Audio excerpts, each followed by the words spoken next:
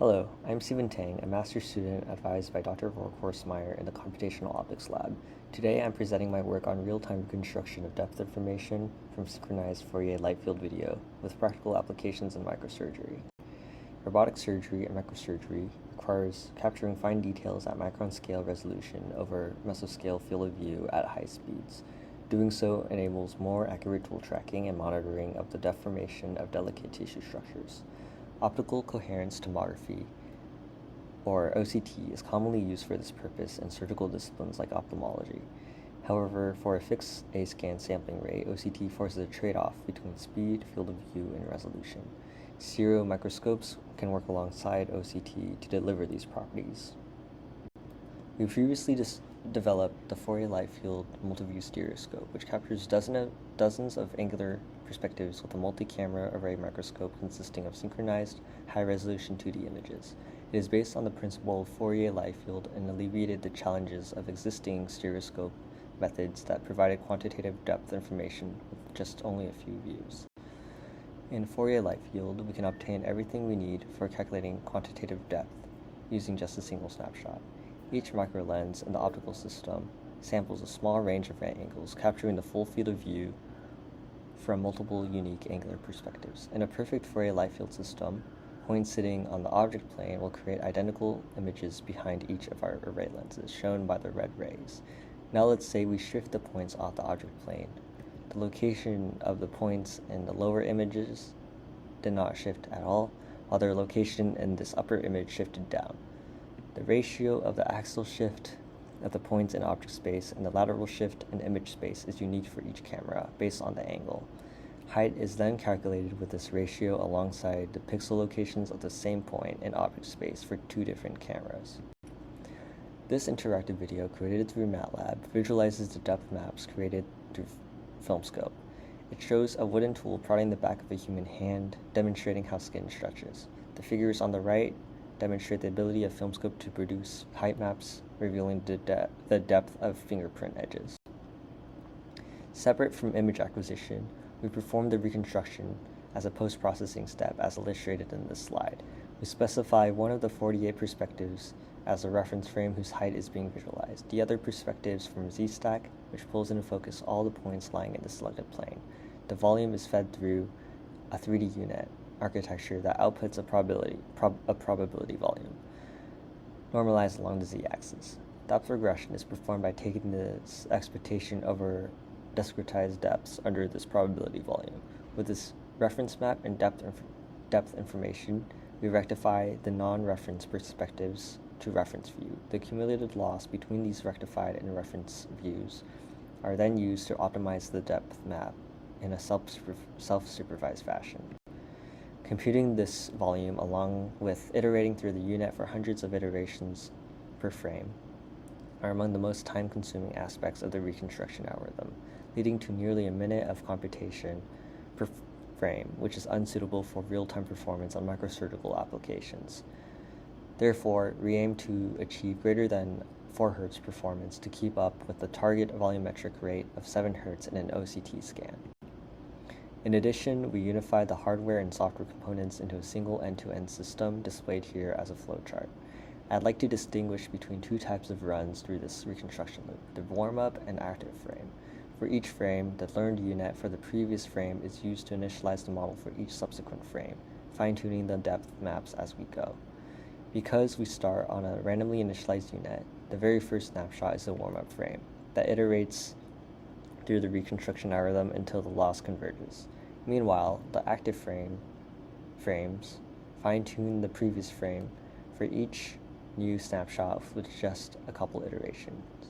In other words, we employ interframe bootstrapping for the active frames.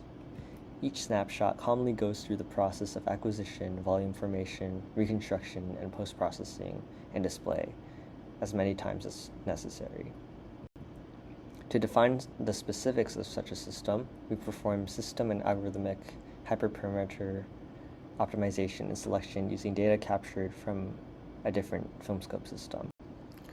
We focused on the specific camera arrangements that we acquired images from, downsampling factors of these snapshots, and a number of reconstruction steps before early stopping. We defined our pseudo-ground truth as a height map produced with all available cameras, no downsampling, and iterating as many times as necessary until convergence, which I display on the right. We varied permutations of these settings, evaluating their quality with root mean squared error, as well as timing their durations for each of the frame reconstructions. To avoid under-reporting time consumption for each component, we synced up GPU operations before starting and stopping the stopwatch.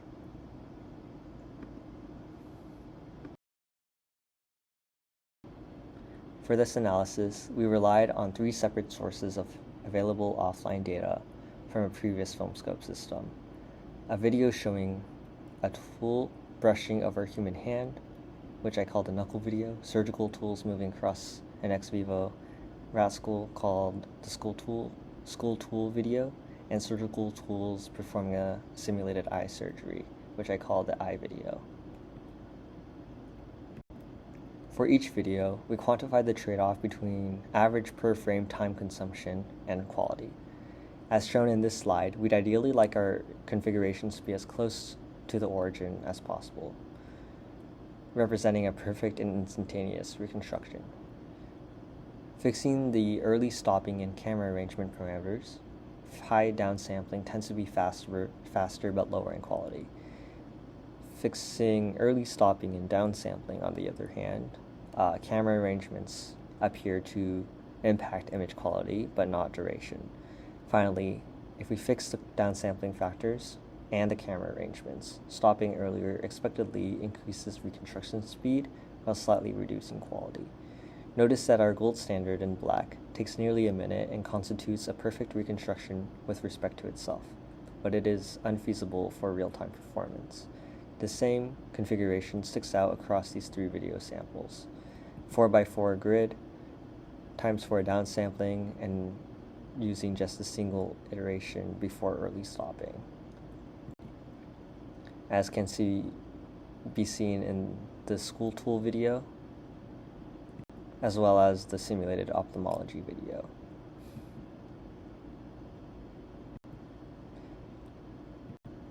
From these insights, we introduced a FiLMScope system with 32 synchronized cameras, formed in a 6x6 grid without the corners. This achieves a maximum field of view of 60 by 45 millimeters with 6 times digital zoom through cropping. In addition to interframe bootstrapping and the hardware and algorithmic optimizations described previously, we optimized how we prepared the volume through the use of vectorization and improved GPU utilization in our code, as well as acquired images with minimal exposure. This greatly accelerated performance to around 3 Hz, but further downsampling can further accelerate performance beyond 4 Hz. Here are just some of the demonstrations of the real-time system.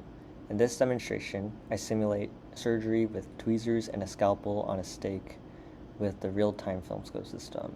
Here is the FiLMScope system on the right, and on the monitor is the preliminary display of real-time height map information.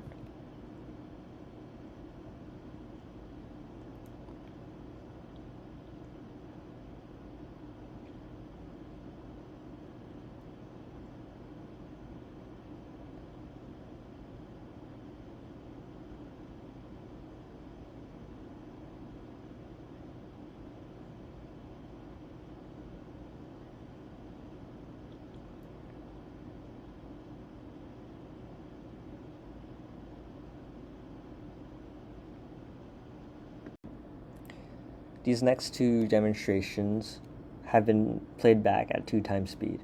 Here I show 3D printed stairs being rotated and flipped by the textured paper underneath. Notice the millimeter height differences between steps, and when flipped over, the gradual increase in depth on a rough surface.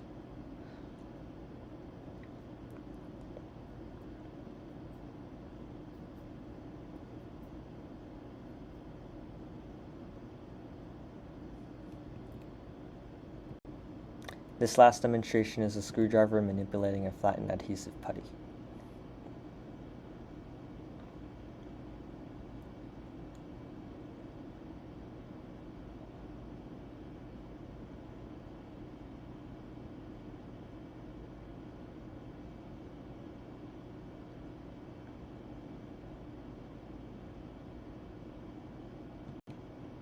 To conclude, I implemented a real-time end-to-end FiLMScope system that achieves greater than 4 Hz.